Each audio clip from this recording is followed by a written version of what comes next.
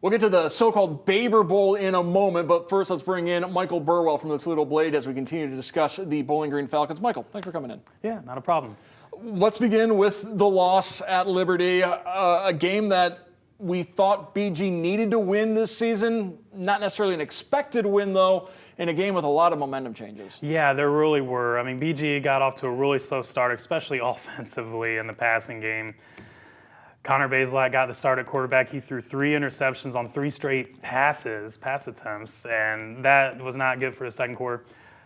BG's on the verge of going down 20 into halftime, and sure enough, they block a field goal attempt and return it for a touchdown. 10-point swing right there. All of a sudden, BG has all sorts of momentum. They come out of halftime with a field goal pull within 1 possession. They're right there, and they brought in backup quarterback Camden Orth, who was battling for the starting spot as well. The plan was to use both quarterbacks. He did great, led them to a touchdown on the first drive, and then throws 2 interceptions. 5 interceptions, only 130 passing yards. The 2 quarterbacks combined to go 11 for 31. Yeah. And I guess moving forward, you saw enough good from both quarterbacks. You saw enough bad from both quarterbacks that I think it's still an open decision at this point. Yeah, absolutely. Scott Leffler said in today's press conference that both will play against Eastern Illinois this weekend.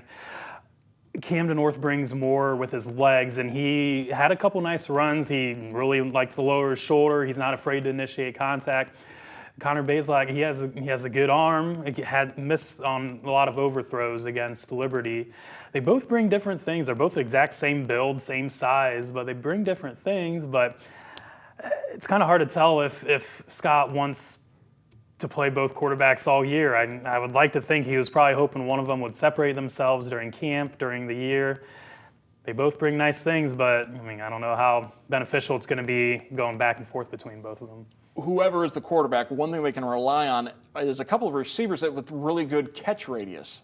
Yeah, absolutely. Odu Hilaire had a great game, had some really great catches, had a 32-yard touchdown catch from Orth, had an amazing one-handed grab that he somehow got both, or at least 1 foot, if not both feet in bounds. Just a spectacular catch. He hasn't skipped a beat since leading BG in receiving last year. Abdul Fatai Ibrahim, who just transferred from Alabama A&M, had a solid game, had a few catches, had a nice run on a sweep on a 4th and 1 play. Scott Leffler today during press conference liked his pass blocking ability, just really, really good at the receiver position. He's a very physical receiver. So between those two, Austin Osborne as well, I mean, their receiving core, I guess it's just a matter of getting the ball in their hands. You mentioned the blocked field goal. One thing we can certainly say during the Scott Leffler era is that the Bowling Green special teams have truly been special. We've seen this throughout the last couple of years. They get their hands on kicks, whether it's field goals or punts. It's really impressive. That was, I believe, their 6th blocked kick in the last 14 games, dating back to the start of last year. I think a few of those were returned for touchdowns right away as well. Just absolute game changers in the special teams, and I mean, it was so apparent against Liberty. I mean, BG had nothing going for them that first half. Even the touchdown drive they had, that was about it. That was pretty much the only offense they had in the first half. And sure enough, a block kick for a touchdown, game completely changes. They're right back in it. They need that ability, that blocking ability, especially in special teams. They need that to thrive this year. Football coaches love to talk about complementary football. Along those lines, I think it's a little bit difficult to assess the job the defense did because of those 5 turnovers. Kept the defense on the field quite a bit. They were on the field a lot, and I'll tell you what, I mean, that was a tough Liberty team. They had a dual threat quarterback who avoided. He was only sacked twice, and BG got in the backfield a lot. He was just that good and just avoided the pressure.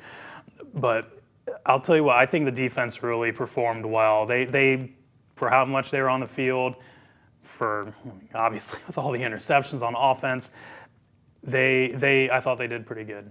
Now, I mentioned the Baber Bowl as Eastern Illinois comes to town.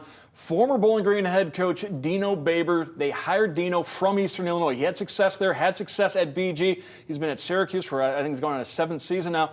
Dino Babers is almost the forgotten Bowling Green head football coach. Right, absolutely. And, obviously looking forward to Eastern Illinois.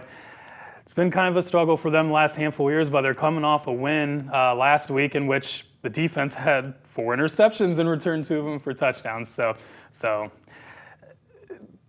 obviously, Eastern Illinois, an FCS team, but the way Scott Loeffler views it, it's not going to be an easy game this week. Home game for the Falcons, and if you study Bowling Green's attendance over the years, it's amazing the way it starts here and then it goes down for a variety of reasons. You get into November, the action games, but the first couple games are usually the best attended games for BG. Right, absolutely, and I'm expecting a pretty good crowd out there this weekend. The athletic department and administration is really putting an emphasis on getting people, and especially students, to the game, and I think that's going to be the case again this weekend.